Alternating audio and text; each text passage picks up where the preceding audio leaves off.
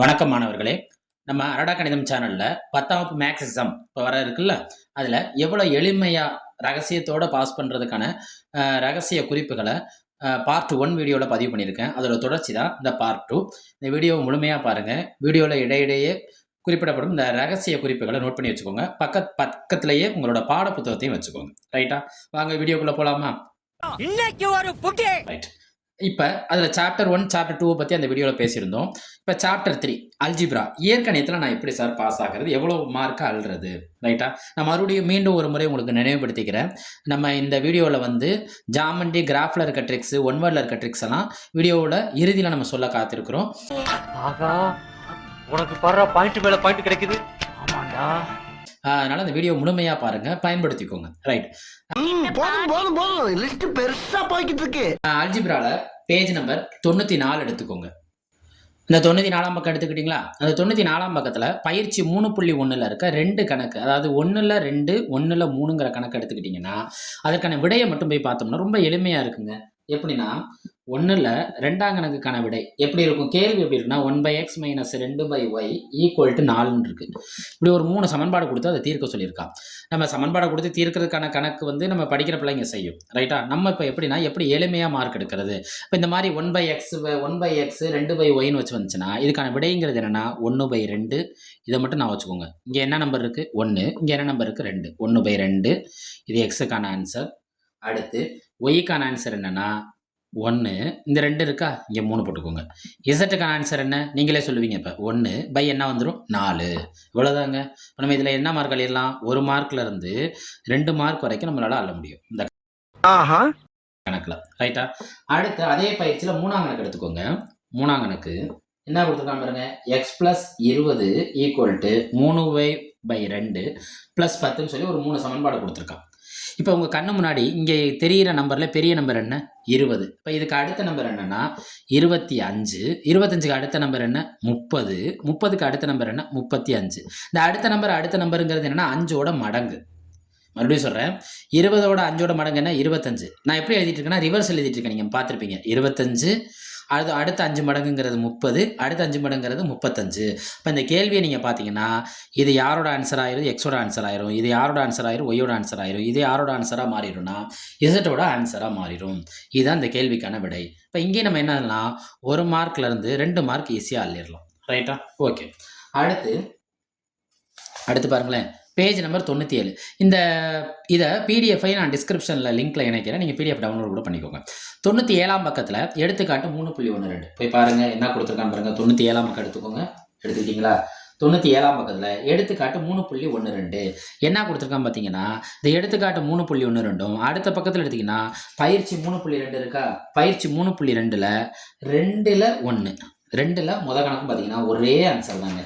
ஒரே ஆன்சர்னா கேள்வியே அதுக்கான ஆன்சர் இருக்குது. எப்படின்னு பார்ப்போமா? மீசிமான்னு கேட்டிருக்கான். மீசிமா என்ன கேட்டிருக்கான்? 8x⁴y², 48x² y⁴. அப்போ இதுக்கான மீசிமா என்னன்னா இங்கே 8 இருக்கு, இங்கே 48 இருக்கா? இதில் எது பெரிய நம்பர்? 48. இங்கே மீசிமானாலே பெரியது. மீசிமானால என்ன? பெரியது. 8 48 இருக்கு, நான் 48 எழுதிக்கிட்டேன். x⁴4 இருக்கான், x⁴2 இருக்கான். அப்போ அதில் எது பெரியது? x⁴4. y⁴2 இருக்கான், y⁴4 இருக்கான். எது பெரியது? y⁴4. கொடுக்கப்பட்ட இதிலேயே அடுக்கு பெருசு எடுத்து எழுதணும்னா அதான் மீசிமா. அதான் என்னது? மீசிமா. அடுத்து இதே பயிற்சியில் ஒரு கணக்கு இருக்குன்னு சொன்னா பயிற்சியில் போய் பார்த்தீங்கன்னா 98ஆம் பக்கத்தில் 2ல் முத கணக்கு போய் பார்த்தீங்கன்னா 4x²y 8x³ y² இருக்கும். இதில் நம்ம மீசிமா எழுதலாமா? இங்கே என்ன இருக்குது? இதில் எது பெரிய நம்பர்? 8. எது அடுக்கில் பெரியது? x3. அடுக்கில் பெரியது என்ன? y2. அடுக்குனா மேலே இருக்கிறது, இதுதான் அடுக்கு. ரைட்டா? இப்போ இந்த 2 கேள்விக்கு நம்மளுக்கு என்ன கிடைக்குன்னா மேக்ஸிமம் முழு மதிப்பெண்ணே வழங்கிடலாம். வாய்ப்பு இருக்குது. 2 மார்க் கிடச்சிரும். அடுத்து பேஜ் நம்பர் 100 எடுத்துக்கோங்களேன். பேஜ் நம்பர் 100ல் போங்க. பேஜ் நம்பர் 100ல் விளக்கப்பட்ட மதிப்புன்னு கொடுத்துருப்பான். 100ஆம் பக்கத்தில் எடுத்துக்காட்டு 3.14ல் முதல் கணக்கை போய் பாருங்களேன். விளக்கப்பட்ட மதிப்புன்னு கொடுத்துருப்பான். இந்த பேஜ் நம்பர் 100ல் எடுத்துக்காட்டு 3.14ல் முதல் கணக்கு. இந்த விளக்கப்பட்ட மதிப்புனா என்னன்னா விளக்கப்பட்ட மதிப்புனாலே கீழே இருக்கிறவன் 0. அதாவது பகுதியை எடுத்து எழுதி 0ன்னு எழுதினாலே நமக்கு 1 மார்க். என்ன கணக்கு? x + 10/8xன்னு கொடுத்துருப்பான். இதில் விளக்கப்பட்ட மதிப்பு கேட்டனா கீழே கால் என்னது? 8x = 0ன்னு ஃபஸ்ட்டு ஸ்டெப் எழுதி 1 மார்க்கை உறுதி பண்ணிடுங்க. ரைட்டா? 8 தோசையே 0 ரூபீஸ்னா, ஒவ்வொரு தோசைக்கும் மதிப்பே கிடையாது. அப்போ ஒரு தோசை என்ன ரூபா தான்? ரூ. 0 தான். 8 தோசை நீங்க கடையில வாங்குறீங்க. ஆனா எவ்வளோ ரூபா குடுக்குறீங்க? ரூ. 0 குடுக்குறீங்கன்னா, காசே குடுக்கல. அப்ப அங்க என்ன குடுத்துட்டுருக்காங்கன்னா, இலவசமா குடுத்துட்டுருக்காங்க. 8 தோசை இலவசமா குடுக்குறப்போ, ஒரு தோசையும் உங்களுக்கு என்ன தான் குடுப்பாங்க? அப்ப இலவசமா தான் குடுப்பாங்க. அப்ப இதுக்கு 1 மார்க்கு, இதுக்கு 1 மார்க். மொத்தம் எத்தன மார்க் அள்ளிறலாம் இந்த கணக்குல? 2 மார்க் அள்ளிறலாம். அடுத்து பேஜ் நம்பர் 105 எடுத்துக்கோங்க. பயிற்சி 3.6ல பேஜ் நம்பர் 105 பயிற்சி 3.6ல 7ஆம் கணக்க போய் பாருங்களேன். என்ன குடுத்துருக்கான்னு பாருங்க. ஒரு வேலையை பாரின்னு ஒரு கணக்கு இருக்கும். பாரிங்கிற ஒரு கணக்கு இருக்கும். ஒரு வேலையை 4 மணி நேரத்துல கையில புத்தகத்த வச்சுக்கோங்க. அப்பதான் ஈஸியா இருக்கும். 4 மணி நேரத்துல பாரி, யுவனுங்கிறவன் 6 மணி நேரத்துல செய்றான். சரியா? இப்ப இங்க எத்தன பேர் செய்றாங்க? 2 பேர் செய்றாங்க. அப்ப அதுக்கான விடைங்கிறது என்னன்னா 2 மணி. நிமிடங்களையும் சேர்த்து தானே எழுதணும் விடைகள்ல. அப்ப நிமிடங்கள நான் எப்படி சார் ஞாபகம் வச்சுக்கிறதுன்னா, 2 பேர் செய்றதுனால 2 மணி நேரம் ஆயிருது. நிமிடங்கிறது இங்க என்ன நம்பர் இருக்கு? 4. இங்க என்ன நம்பர் இருக்கு? 6. இது 2யும் பெருக்குங்க. 4 6 24 நிமிடங்கள் ஆயிருது. அப்ப இதுக்கு கேள்வியில நம்மளுக்கு என்ன இருக்கு? விடை ஒளிஞ்சிருக்கு. அப்ப இதுக்கான விடை என்ன? 2 மணி 24 நிமிடங்கள். கையில புத்தகத்த வச்சுக்கோங்க. கையில புத்தகத்த வச்சுக்கோங்க. ரைட். அடுத்து பேஜ் நம்பர் என்ன குடுத்துருக்காங்க பாருங்க. 106 எடுத்துக்கோங்க. பேஜ் நம்பர் 106ல எடுத்துக்காட்டு 3.19ல இருக்க கணக்கும் 2ஆம் கணக்கும் பார்ப்போமா? பேஜ் நம்பர் 106 உங்க புக்கை எடுத்து வச்சுக்கோங்க. அதில் எடுத்துக்காட்டு 3.19 பாருங்க. கணக்கை போய் பாருங்க. 256ன்னு இருக்கும். வர்க்கமூலம். வர்க்கமூலம்னாலே நம்பர் வெளியில வந்துடும். இந்த 256ங்கிறது யாரோட நம்பர்னா 16ஓட ஸ்கொயர்டு. இதை மட்டும் நான் வச்சுக்கோங்க. ரைட்டா? வர்க்கமூலம்னா பவர் பாதி ஆயிடும். அங்க பாருங்களேன், எக்ஸ் மைனஸ் ஏ 8ன்னு இருக்கா? அப்ப நம்ம எக்ஸ் மைனஸ் ஏ 4ன்னு எழுதுங்க. அடுத்து எக்ஸ் மைனஸ் பி 4ன்னு இருக்கா? அப்ப 2 எழுதுங்க. பாதி ஆக்கிருங்க. எக்ஸ் மைனஸ் சி 16 இருக்கா? அதை 8 ஆக்கிருங்க. எக்ஸ் மைனஸ் டி 30 இருக்கா? அதை 15 ஆக்கிருங்க. அதை என்ன ஆக்கிருங்க? சரி 20 இருக்கா? அப்ப அதை 10 ஆக்கிருங்க. முடிஞ்சிருச்சா? பவரை பாதியா எழுதுனா அது என்ன மூலம்? வர்க்கம் மூலம். நம்பரை எப்படி பாதியா எழுதுறதுனா, இந்த 256ங்கிறது யாரோட பெருக்கல்னா 16 16. அப்ப இதுல ஒரு 16 தான் வரும். இந்த 16 எங்க போட்டுருங்க? வெளியில போட்டுருங்க. இதுல இன்னொரு கணக்கு கொடுத்துருக்கான். 144 பை 81ன்னு ஒரு கணக்கு இருக்கும். 144ங்கிறது யாரோட ஸ்கொயர்? 12ஓட ஸ்கொயர்டு. 81ங்கிறது 9 9 81 9ஓட ஸ்கொயர். திரும்ப இந்த 12ஐ 3 அடிக்கும். 9 அடிக்கலாம். 3 ஆயிப்பல. 4 3 12 3 9. இப்ப கணக்குக்குள்ள வாங்க. வர்க்கமூலம். பவர் என்ன ஆக்கணும்? பாதி ஆக்கணும். ஏ 8ன்னு இருக்கா? அப்ப ஏ 4. பி 12ன்னு இருக்கா? பி 6. சி 16ன்னு இருக்கா? சி 8. டிவைடட் பை எஃப் 12ன்னு இருக்கா? எஃப் 6. ஜி 4 இருக்கா? ஜி 2. ஹச் 14 இருக்கா? ஹச் 7. ஹச் என்ன போடணும்? 7. இந்த நம்பரை எங்கே போட்டுருங்க? வர்க்கமூலத்தில் வெளியில் போட்டுருங்க. இங்கேயும் நம்ம எத்தனை மார்க் அள்ளி முழுமையாக அள்ளிடலாம்னா 2 மார்க் அள்ளிடலாம். இங்கேயும் நம்ம எத்தனை மார்க் அள்ளிடலாம்? 2 மார்க் அள்ளிடலாம். அடுத்து பாருங்க, பேஜ் நம்பர் 118ல் பயிற்சி 3.12ல் இருக்க 1 9. பேஜ் நம்பர் 118 எடுங்க. எடுத்துக்கோங்க. 118 எடுத்துட்டீங்களா? அதில் பயிற்சியில் போய் பாருங்க. 1ஆம் கணக்கு போய் பாருங்க. 9ஆம் கணக்கு போய் பாருங்க. 1ஆம் கணக்கு என்ன கொடுத்துருக்கான்? ஒரு எண் அதன் தலைகிழி, ஒரு எண்ணும் அதன் தலைகிழியும் கொடுத்துட்டான். ஒரு எண்ணையும் அதன் தலைகிழியும் கூட்டினா என்ன கிடைக்கும்னு கொடுத்துருக்கான்னா 24/5ன்னு கொடுத்துருக்கான். கீழே இருக்க 5 மட்டும் எடுத்துக்கோங்க. இந்த 5 பின்னத்தில் எழுதிக்கோங்க. அவ்வளோதான். 5 1/5. 5 என்னது? 1/5. அந்த எண்களை காண்க கேட்கான். ஒரு எண் மற்றும் அதன் தலைகிழி. ஒரு எண்ணா என்ன? 5. 5ஓட தலைகிழி என்ன? 1/5. ஒரு எண் மற்றும் அதன் தலைகிழி. அதோட என்ன கேட்டிருக்கான்னு பார்த்தீங்கன்னா வித்தியாசம் கேட்டிருக்கான். இப்போ வித்தியாசம்னாலே கழித்தல். வித்தியாசம்னாலே என்னது? கழித்தல். அதை இப்போ எப்படி கழிக்கணும்னா, இதில் 5 நேராகவே இருக்கான். இவன் மட்டும் தான் தலைகீழாக இருக்கான். அவன் சொல்கிறதே கேட்கல. அப்போ இவனுக்கு -1/5. இது விடையை நான் வச்சுக்கோங்க. இதில் 1 மார்க் எளிமையாக அள்ளிடலாம். 1 மார்க் என்ன செஞ்சிடலாம்? எளிமையாக அள்ளிடலாம். இதில் இருக்க 9ஆம் கணக்கு போய் பாருங்களேன். ஒரு செங்கோண முக்கோணத்தின் கர்ணத்தின் வர்க்கம் 25. கர்ணத்தோட கர்ணம் எவ்வளோ? கர்ணத்தின் வர்க்கம்னு சொல்லிட்டேன். கர்ணம் இந்த பயிற்சியில் இருக்க 9ஆம் கணக்கு 25. சுற்றளவு 56. இதை மறந்துடுங்க. இந்த கர்ணத்தை மட்டும் எடுத்துக்கோங்க. அவன் என்ன கேட்குறான்னா சிறிய பக்கத்தின் அளவு, சிறிய பக்கம் கேட்குறான். ரைட்டா? இதை கூட்டுங்களேன் 7, இதை கூட்டுங்க 11. கேள்வியில் தான் நான் விடையை கண்டுபிடிக்கிறேன். மறுபடியும் பார்த்துக்கோங்க. கர்ணம் 25. இன்னொன்று இது பேர் என்னன்னா சுற்றளவா. நான் ஏன் இதை விட்டுருங்கன்னு சொன்னதுக்கான காரணம் சொல்கிறேன். கர்ணத்தை கூட்டினோம்னா 2 5 கூட்டினா என்ன கிடைக்கும்? 7. சுற்றளவு கூட்டுங்க 5 6 கூட்டுங்க என்ன கிடைக்கும்? 11. அவன் கேட்டிருக்க பக்கம் என்ன பக்கம்? சிறிய பக்கம். 7 சின்னதா 11 சின்னதா? 7. அப்போ 7 சென்டிமீட்டர். இதான். ஓ, நீ அப்படி வரியா? இதற்கான விடை பாருங்களேன். கேள்வியிலே இதற்கான விடை ஒளிஞ்சிருக்கு. ரைட்டா? நம்ம இங்கே எளிமையாக 1 மார்க்லேருந்து 2 மார்க் தட்டிடலாம். ரைட்டா நண்பர்களே? அடுத்து பேஜ் நம்பர் 122 எடுத்துக்கோங்க எல்லாருமே. 122 எடுத்துட்டீங்களா? அதில் எடுத்துக்காட்டு 3.43 போய் பாருங்க. 3.43ல என்ன கொடுத்துருக்கான்னு போய் பாருங்களேன். கேள்வியை போய் பார்த்தீங்கன்னா x² - 13x x² - 13x + k = 0ன்னு கொடுத்துட்டு மூலங்களின் வித்தியாசம் 17ன்னு கொடுத்துருப்பான். வித்தியாசம் என்ன கொடுத்துருப்பான்? 17ன்னு கொடுத்துட்டு கேவோட மதிப்பை கேட்பான். நான் இதுக்கு முன்னாடி கணக்கில் சொன்ன மாதிரி தான் வித்தியாசம்னு வந்துட்டாலே அங்கே என்ன குறி வந்துடும்? மைனஸ் வந்துடும். வித்தியாசம்னு வந்துட்டாலே அங்கே என்ன குறி வந்துடும்? மைனஸ் வந்துடும். இதில் உங்கள் கண்ணு முன்னாடி தெரிய நம்பர் என்ன? 13. இன்னொரு நம்பர் என்ன? 17. அந்த கேள்வியிலே தெரியிற நம்பர். இந்த 13ஐயும் 17ஐயும் கூட்டுங்க. 13ஐயும் 17ஐயும் கூட்டினா என்ன கிடைக்கும்? 30. நான் என்ன சொன்னேன்னா வித்தியாசங்கிறத பார்த்தீங்கன்னா, அதாவது வித்தியாசங்கிற வார்த்தையை பார்த்தாலே அங்கே என்ன வந்துடும் சொன்னேன்? மைனஸ் வந்துடும் சொன்னேன். 13ஐயும் 17ஐயும் கூட்டினா என்ன கிடைக்குது? 30. நான் என்ன 30? -30. அதான் இதற்கான விடை. ஒரு மார்க்கை எளிமையாக தட்டிடலாம். அடுத்து பேஜ் நம்பர் கையில் புத்தகத்தை வச்சுக்கோங்க. 147. அதில் பயிற்சி 3.17 போய் பாருங்களேன். அதில் என்னென்ன கணக்கை பார்க்க போகிறோம்? 2, 4, 5, 6, 7 நிறையா கணக்கு இருக்குன்னு நினைக்காதீங்க. இதான் ரொம்ப எளிமையான கணக்கு. 147 எடுத்துக்கோங்க. இது எது சார்ந்த கணக்குனா நம்ம அணிகள் சார்ந்த கணக்காக இருக்கும், வேறு ஒன்றுமே கிடையாது. அதில் பாருங்கள் என்ன கேட்டிருக்கான்? பயிற்சி 3.17ல் 2ஆம் கணக்கு. 2ஆம் கணக்கு என்ன? 18 உறுப்புகளை கொண்ட அணிக்கு எவ்வகை வரிசைகள் இருக்க இயலும். 18 உறுப்புகள்னா பெருக்குனா 18 வரணும். 18 18 29 18 36 18. இதை அப்படியே திருப்பி போட்டுருங்க. 18 1 9 2 6 3. அவ்வளோதான். நம்ம இது எந்த கணக்கு செய்வோம் தெரியுமா? நம்ம கிராஃபில் செய்வோம்ல, XY 24 இல்லைனா நிஷாந்த் 12 அந்த கணக்கு மாதிரி தான் இந்த கணக்கும், அணிகள் கணக்கு. இதை அட்டன் பண்ணிடுங்க. அடுத்து 4ஆம் கணக்கை பார்த்தீங்கன்னா ஏயின் நிறை நிரல் மாற்றணி. நிறை நிரல்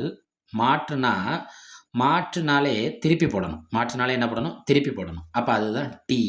அதான் என்ன? டி. யாரை திருப்பி போடணும்? ஏவை திருப்பி போடணும். படுக்க வசத்தில் இருக்கிறதுலாம் நேராக ஆக்கிடணும். அவ்வளோதான். ஒரு விஷயம் செஞ்சாலே போதும். அடுத்து 5வது கேள்வியை விட்டுருங்க. 6வது கேள்வி போய் பார்த்தீங்கன்னா ஏவை திருப்பி போடணும், மறுபடியும் திருப்பி போடணும். நம்ம ஒரு தோசை நம்ம வீட்டில் சுடுவாங்க. ஃபஸ்ட்டு திருப்பி போட்டால் பின்பக்கம் தெரியும், திரும்ப திருப்பி போட்டால் எங்கே தெரியும்னா ஆரம்பிச்ச இடமே தெரியும். அதான் அது. ஏவை திருப்பி போடணும் பின்பக்கம், மறுபடியும் திருப்பி போட்டால் திரும்ப எந்த இடத்துக்கே வந்துடும்? ஆரம்பிச்ச இடத்துக்கே வந்திருக்கும். ரைட்டு. அடுத்து அதே பயிற்சியில் இருக்க 7ஆம் கணக்கில் இருக்க முத கணக்கு போய் பாருங்களேன். 7ஆம் கணக்கில் இருக்க 7ல் இருக்க முத கணக்கை போய் பாருங்கள். 7ல் இருக்க முத கணக்கு என்ன குறிக்குதுன்னா இப்படி இருக்கும் பாருங்கள். 12 3 x 5 y z 3 5. நல்லா தெரிஞ்சுக்கோங்க. இந்த மாதிரி கேள்வி வந்து பயந்துலாம் வந்துடாதீங்க. கேள்வியில் இதுக்கான ஆன்சர் இருக்குது. இங்கே 12 இருக்கா, இங்கே யார் இருக்கா? ஒய் இருக்கா. ஒய்க்கு நேராக இங்கே என்ன இருக்குது? 12. அப்போ y = 12ன்னு எழுதுங்க. இங்கே z இருக்கானா, இங்கே யார் இருக்கா? 3. அப்போ z = 3ன்னு எழுதுங்க. எக்ஸ் இருக்கானா, எக்ஸுக்கு நேராக இங்கே யார் இருக்கா? 3. அப்போ x = 3. இதான் விடை.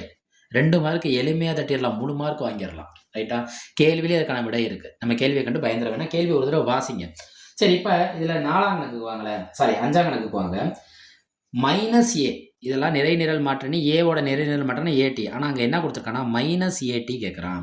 அப்போ கேள்வியில் இருக்க எல்லாத்துக்கும் ஃபஸ்ட்டு குறிய மாற்றணும். இந்த கேள்வியை நல்லா முழுமையாக படிங்க. நம்ம என்ன செய்வோம்னா ஒரு சந்தோஷத்தில் இந்த மைனஸை மறந்துடுவோம், ஏவை திருப்பி போட்டு வந்துடுவோம். ஆனால் ஏக்கு முன்னாடி என்ன குறி கொடுத்துருக்கான்? மைனஸ். அப்போ கேள்வியில் இருக்க எல்லாத்தையும் என்ன செஞ்சுருங்க? குறியை மாற்றிட்டு திருப்பிடுங்க. குறியை மாற்றிட்டு என்ன செஞ்சுருங்க? திருப்பிடுங்க. அடுத்து 148ஆம் பக்கம் எடுத்துக்கோங்க. 148 அதில் ரொம்ப முக்கியமான கணக்குங்க. நம்ம என்ன செய்வோம்னா அந்த கணக்கை விட்டுட்டு வந்துடுவோம். ரொம்ப எளிமையாக இருக்கும். பாருங்களேன். ஏ கொடுத்துருக்கான். என்ன கொடுத்துருக்கான்? 1 3 -2 அப்படின்னு கொடுத்துருக்கானா, கடைசியில் 9ன்னு முடியுது. நான் ரன்னிங் ஹேண்டில் எழுதியிருக்கேன், நீங்கள் புக்கை பார்த்துக்கோங்க. பி என்ன கொடுத்துருக்கானா 1 8 3 4 9 6. இது ரெண்டையும் என்ன செய்ய சொல்கிறான்னா கூட்ட சொல்கிறான்.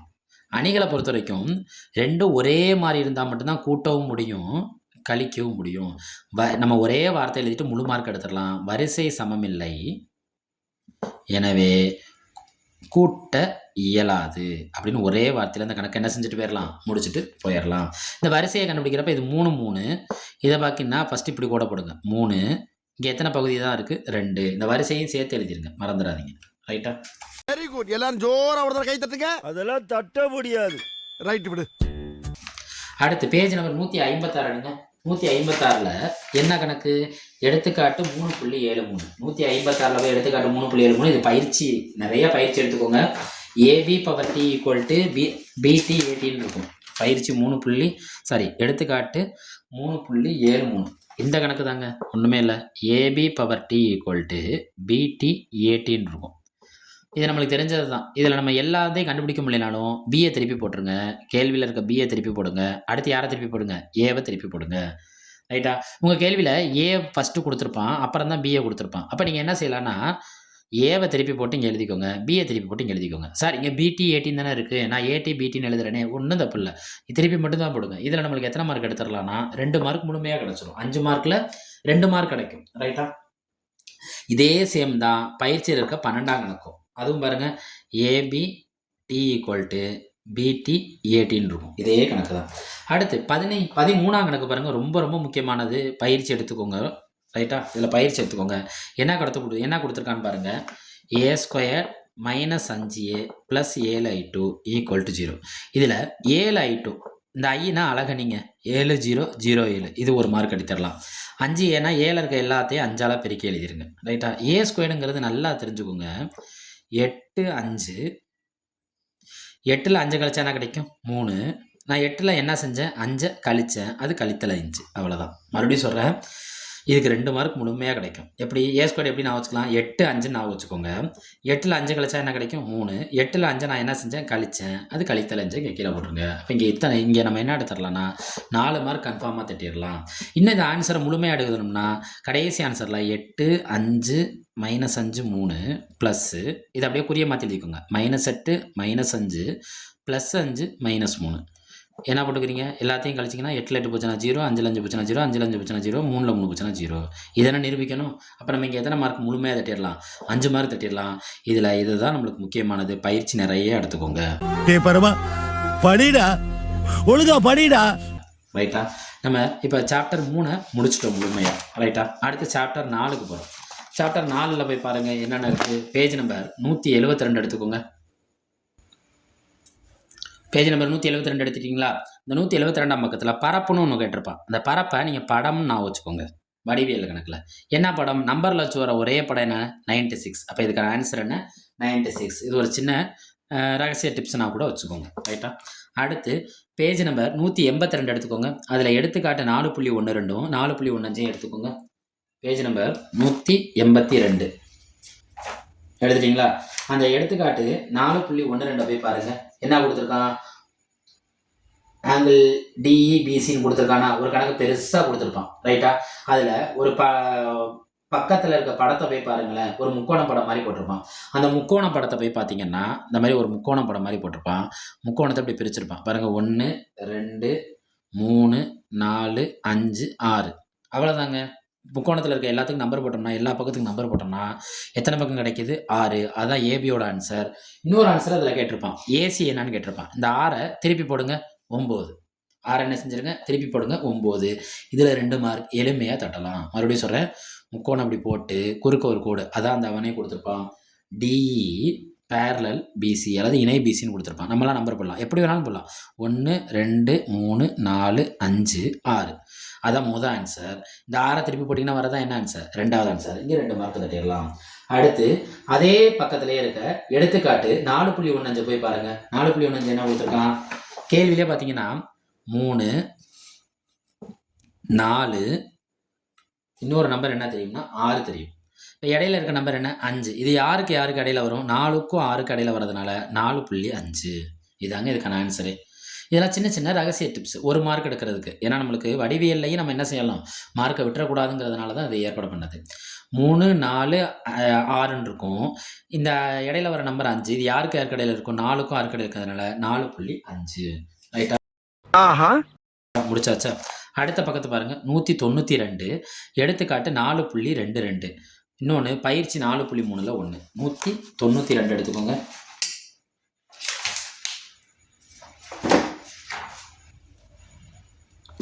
சாரி, அதுக்கு முன்னாடி 187 எடுத்துக்கோங்க. பயிற்சி 4.2ல் 1ஆம் கணக்கு எடுத்துக்கோங்க. 187ல் பயிற்சி 4.2ல் 1ஆம் கணக்கு எடுத்துக்கோங்க. அதில் ஃபஸ்ட்டு கணக்கை போய் பார்த்தோம்னா இப்படி இருக்குங்க. AD by DB equal to 3/4, AC equal to 15. நான் என்ன சொன்னேன்? கேள்வியிலே அதுக்கான விடையை கண்டுபிடிக்கும் சொன்னா, இந்த 2 நம்பரை கூட்டுங்க. கூட்டினா என்ன கிடைக்கும்? 6. இந்த 2 நம்பரை அப்படியே ரிவர்ஸில் எழுதிருங்க. 4 3. இடையில ஒரே ஒரு புள்ளியை மட்டும் வச்சு விட்ருங்க. கணக்கு முடிஞ்சு போச்சு. ஒரு மார்க் எளிமையாக தட்டலாம். இது யாரோட ஆன்சர் அவன் கேட்குறது? ஏஇயோட ஆன்சர். ஏன்னா அப்படி அவன் கொடுத்துருக்கிறதுல ஏசியில் இருக்க 2 நம்பரை கூட்டினா என்ன கிடைக்கும் 6. இதை ரிவர்ஸில் எழுதுங்க கேள்வியில் 4 அப்புறம் என்ன கிடைக்கும் 3. இது பின்னத்தில் இருக்கிறதுனால நம்ம என்ன வச்சு எழுதிக்கணும் புள்ளி வச்சுக்கணும். அப்போ இங்கேயும் நம்ம ஒரு மார்க் தட்டலாம். ஆகா உனக்கு பாரு பாயிண்ட் மேல பாயிண்ட் கிடைக்குது. ஆமாண்டா. அடுத்து 192. இப்போ 192 போங்க. அதில் எடுத்துக்காட்டு 4.22. இது நம்ம அடிக்கடி நம்ம ஸ்கூலில் பயிற்சி கொடுத்துருப்பாங்க. சுவரில் ஏணி. சுவரில் என்ன ஏணி. ஏணி எத்தனை அடி உயரத்தில் இருக்கான் 7 அடி உயரத்தில் இருக்குது. ஏணியை சுவத்தில் நம்ம சாத்தி வச்சிட்டோம். ரைட்டா? அப்போ சாத்தி வச்சுட்டு 7 அடி ஏறின பிறகு நம்ம ஒரு கால் எடுத்து வைப்போமா? அப்போ 7 அடியோட அடுத்த அடி என்ன 8. நம்ம எவ்வளோ காலடி எடுத்து வச்சோம்? ஒரு காலடி எடுத்து வச்சோம். அதான் இதுக்கான ஆன்சர் 8.1. மறுபடியும் சொல்கிறேன், மேலே மன்னிச்சிருங்க. ஏணிங்கிறது 7 அடி. நம்ம எடுத்து காலை வைக்கிறப்போ அடுத்த அடி வைக்கிறதுனால 7ங்கிறது அடுத்தடி 8. அதுக்கு பக்கத்தில் ஒரு காலடி தானே வச்சோம். அப்போ 1. அப்போ 8.1. அடுத்து பயிற்சியில் பாருங்கள், 193ஆம் பக்கத்தில் இருக்க பயிற்சியில் கணக்கை போய் பாருங்கள். ஒரு மனிதன் 18 மீட்டர் கிழக்கே சென்று 24 மீட்டர் வடக்கே செல்கிறான். ரைட்டா? இப்போ இந்த கணக்குக்கான ஆன்சர் என்னன்னா 30 மீட்டர். ஒரு மனிதன்கிறது மாதம்னு வச்சுக்கோங்க. மனிதன் என்னன்னு வச்சுக்கிறீங்க மாதம்னு வச்சுக்கோங்க. ஒரு மாதத்தின் நாட்கள் என்ன மாறி மாறி வரும். சார் 31 வருதே அப்படின்னு வாதிடுறாங்க. மாதம்னா மேக்ஸிமம் எத்தனை நாள் இருக்கும்? கன்சாலிடேட்டட் பண்ணோம்னா 30 நாள் தான் இருக்கும். மனிதன்னா மாதம்னு வச்சுக்கோங்க. மாதத்துக்கு எத்தனை நாட்கள்? 30 நாட்கள். இதில் ஒரு மார்க் நம்ம தட்டிடலாம். இதில் நம்ம இன்னொரு மார்க் எப்படி எடுக்கலாம்னா, இதில் இருக்க 2யுமே ஸ்கொயர் பண்ணிடுங்க. அவ்வளோதான். ஸ்கொயர் பண்ணி எழுதிருங்க. ஸ்கொயர் பண்ணி இந்த இடத்துல என்ன போட்டுருங்க 30ன்னு போட்டுருங்க. ரைட்டா? 30 ஸ்கொயர்னு போட்டுருங்க. வேறு ஒன்றுமே கிடையாது. நம்ம ஆன்சர் வந்து 30 தான். மேலே இந்த இடத்துல இன்னொரு வார்த்தை பித்தாகரஸ் அப்படின்னு போட்டுருங்க. என்ன வார்த்தை போட்டுக்கிறீங்க? பித்தாகரஸ் போட்டோம்னா ஒரு மார்க்குங்கிறது எத்தனை மார்க்காக மாறிடுது? 2 மார்க்காக மாறிடுது. ஃபஸ்ட்டு ஒரு மார்க்கை தட்டிடுங்க. முடிஞ்சால் 2 மார்க்கையும் சேர்த்து எடுத்துருங்க. ரைட்டா? அடுத்து பேஜ் நம்பர் 198 எடுத்துக்கோங்க. அதில் இருக்க எடுத்துக்காட்டு 198ல் எடுத்துக்காட்டு 4.24 போய் பாருங்கள். இதெல்லாம் ரொம்ப எளிமைங்க. கேள்வியிலே ஆன்சர் இருக்குங்க. என்னென்ன நம்பர் இருக்குது? 3 சென்டிமீட்டர் ஆரமுள்ள வட்டத்திலிருந்து 5 சென்டிமீட்டர் தொலைவு. இதுக்கான விடை என்னென்னா தொடுகோட்டின் நீளம் கேட்குறாங்க. 3லேருந்து 5 போயிருக்கு. யாரை மறந்துட்டு போயிட்டு? 4 மறந்துட்டு போயிட்டு. அதாங்க விடையே. 3லேருந்து எங்கே போயிருக்கு? 5 போயிருக்கு. இடையில யாரை மறந்து போச்சு? 4 மறந்துடுச்சு. இப்போ ரன்னிங் ஹேண்டில் எழுதுறத நீங்கள் வீடியோவில் இருக்கிறத நோட் பண்ணி கூட ஒரு நோட்டாக போட்டு எழுதி வச்சுக்கோங்க, உங்களுக்கு பயன்படும். அடுத்து அதே பாருங்களேன், பேஜ் நம்பர் 199 எடுத்துக்கோங்க. பக்கத்துலேயே இந்த பேஜ் நம்பர் 199ல் இருக்க எடுத்துக்காட்டு கணக்கும் 4.26 கணக்கும் உங்கள் பயிற்சி சொல்லவா? பயிற்சியில் பேஜ் நம்பர் 205 எடுத்துக்கோங்களேன். 205 எடுத்துக்கோங்க. ஒரு நிமிஷம். இந்த எடுத்துக்காட்டு 4.26 எடுத்துக்காட்டு 4.26 சமம் பயிற்சியில் 4.4ல் இருக்க 5ஆம் கணக்கும் ஒரே கணக்கு தான். எப்படி ஒரே கணக்கு பாருங்களேன். இங்கே இப்போ எடுத்துக்காட்டில் இருக்க கணக்கில் போய் பாருங்களேன். 50 டிகிரின்னு கேள்வியில் இருக்கும். பயிற்சியில் போய் பார்த்தீங்கன்னா 65 டிகிரின்னு கேள்வியில் இருக்கும். ரைட்டா? இங்கே இந்த கேள்வியில் என்ன டிகிரி இருக்கோ அதை அதோடயே கூட்டிடுங்க. அதான் அதுக்கான விடை 100 டிகிரி. இந்த கேள்வியில் எத்தனை டிகிரி இருக்குது? 65 டிகிரி இருக்கா? 65 கூட்டிடுங்க. அதான் இதுக்கான விடை. அப்போ எவ்வளோ கிடைக்குது? 130 டிகிரி. அப்போ நம்ம இங்கே எத்தனை மார்க் தட்டுறோம்னா 1 மார்க் தட்டிடுறோம். வடிவியல் சாப்டரில் மார்க் எடுக்க முடியும், விட்டுறாதீங்க. மறுபடியும் சொல்ல, எடுத்துக்காட்டு 4.26ல் அடுத்து பயிற்சி 4.4ல் இருக்க 5ஆம் கணக்கும் ஒரே கணக்கு தான். எப்படி ஒரே மாடல் இருக்க கணக்கு. கேள்வியில் என்ன டிகிரி தெரியுதோ அந்த டிகிரி அதே டிகிரியால் கூட்டிடுங்க. 50ஆல் கூட்டினா என்ன கிடைக்கும்? 100 கிடைக்கும். 50ஆல் கூட்டினா என்ன கிடைக்கும்? 100 கிடைக்கும். 65ஆல் கூட்டினா என்ன கிடைக்கும்? 130 கிடைக்கும். இப்போ மறுபடியும் பேஜ் நம்பர் 199க்கு வாங்க. அங்கே இருக்க எடுத்துக்காட்டு 4.27 போய் பாருங்கள். 4.27 போய் பார்த்தீங்கன்னா என்ன கிடைக்குதுன்னு பாருங்கள். ஒரு படம் போட்டிருப்பான். சில விஷயத்தை அண்டர்ஸ்டாண்ட் பண்ணிக்கோங்க, வாதிடாதீங்க. 3, 4ன்னு போட்டிருப்பான். இங்கே என்ன போட்டிருப்பான்னா 9 போட்டிருப்பான். 3க்கு அப்புறம் என்ன வந்திருக்கு? 4. இப்போ 9க்கு அப்புறம் இங்கே என்ன வரும்? 10. இந்த 10 தாங்க விடையே. சில ட்ரிக்ஸை நான் வச்சுக்கோங்க. மறுபடியும் சொல்கிறேன். 3க்கு அப்புறம் என்ன போட்டிருக்கு? 4. அப்போ 9ன்னு இங்கே போட்டிருப்பான். கொஸ்டின் மார்க் இங்கே தான் இருக்கும். அப்போ 9க்கு அப்புறம் அடுத்து என்ன வரும்? 10. 10 தாங்க விடை. ஒரு மார்க்கை தட்டிடலாங்க. Very good. எல்லாரும் ஜோரா ஒரு கை தட்டுங்க. அதெல்லாம் தட்ட முடியாது. ரைட் விடு. அடுத்து அதே இதில் இருக்க எடுத்துக்காட்டு 4.28 போய் பாருங்கள். எடுத்துக்காட்டு 4.28 போய் பாருங்கள். ஒரு படம் கொடுத்துருப்பான். என்னென்ன கேள்வியில் என்ன கொடுத்துருப்பான்? 4 கொடுத்துருப்பான், 5 கொடுத்துருப்பான். என்ன நம்பர் விட்டுட்டான்? 6. அப்போ அதுதாங்க விடை. என்னது? நானோட நீளம் என்னென்னா 4ன் நீளம் என்னென்னா 4, 5க்கு அப்புறம் அது எவ்வளோ தூரம் நீண்டுட்டு போகுது? எவ்வளோ தூரம் நீண்டுட்டு போகும்? 4, 5க்கு அப்புறம் 6 மட்டும்தான் போகும். 6 சென்டிமீட்டர். இங்கே நம்ம எத்தனை மார்க்கை தட்டிடுறோம்? 1 மார்க்கை தட்டிடுறோம், விட்டுறாதீங்க. ரைட்டா? அடுத்து பேஜ் நம்பர் 205 எடுங்க. பேஜ் நம்பர் 205 இருக்க பயிற்சி 4.4 இருக்க 5ஆம் கணக்கு அதை நம்ம பார்த்துட்டோம். பயிற்சி 4.4 இருக்க 7ஆம் கணக்கு போய் பாருங்களேன். 7ஆம் கணக்கு போய் பாருங்க. 2 பொதுமைய வட்டங்களில் 16 சென்டிமீட்டர் நீளமுடைய பெரிய வட்டத்தின் நாணானது 6 சென்டிமீட்டர் நீளமுடைய சிறிய வட்டத்திற்கு தொடுகோடாக அமைந்தால் பெரிய வட்டத்தின் ஆரம் காண்க. கையில் புத்தகத்தை வச்சுக்கோங்க, ரொம்ப பயன்படும். என்ன சொல்கிறாங்க? பெரிய வட்டத்தின் நான் 16, சிறிய வட்டத்தின் நார் என்ன 6.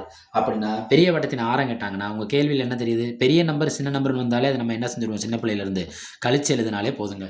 பெரிய நம்பர் 1 சின்ன நம்பர் 1 கொடுத்தானா அது நம்ம என்ன செஞ்சு எழுதினா மட்டும் போதும், கழிச்சு எழுதினாலே போதும். 16ல் 6 போச்சுன்னா எத்தனை சென்டிமீட்டர்? 10 சென்டிமீட்டர். அப்போ 1 மார்க்கு நம்ம இங்கே என்ன செஞ்சிடலாம்? தட்டிடலாம். நம்ம வீடியோவை தொடர்ந்து பாருங்கள். இது பார்ட் 2 வீடியோவாக இருக்குது. இதற்கு அடுத்த வீடியோவும் பதியப்படும், பதிவேற்றமும் செய்யப்படும். நம்மளோட அடரா கணிதம் சேனலில் இந்த மேக்ஸ் எக்ஸாமில் இந்த 8 நாட்களில் வெறும் 8 நாட்களில் பாஸ் ஆகிறது எப்படிங்கிறத பற்றின வீடியோ தான் இது. இதை பயன்படுத்திக்கோங்க. தேர்வை கண்டு பயப்படாதீங்க. கணித தேர்வு ஒன்றும் கடினமான தேர்வே கிடையாது. கணித தேர்வில் சில விஷயங்களை அண்டர்ஸ்டாண்ட் பண்ணி படித்தாலே போதும், கணித தேர்வுலையும் வெற்றி பெறலாம். நீங்கள் கண்டிப்பாக வெற்றி பெறுவீங்க. அதற்கு நம்ம அடரா கணிதம் சார்பாக வாழ்த்துக்களை தெரிவிக்கிறேன். நன்றி நன்றி நன்றி.